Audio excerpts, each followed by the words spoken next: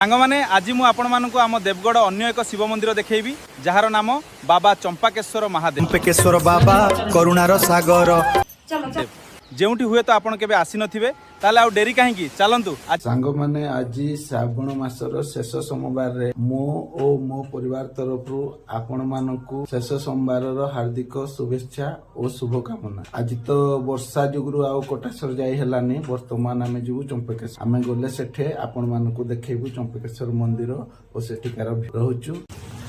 तो सांग माने फाइनाली आमे पहुंची गलु आसी प्रधान पाट पाखरे चलंतु जीवा चंपाकेश्वर मंदिर दर्शन रे।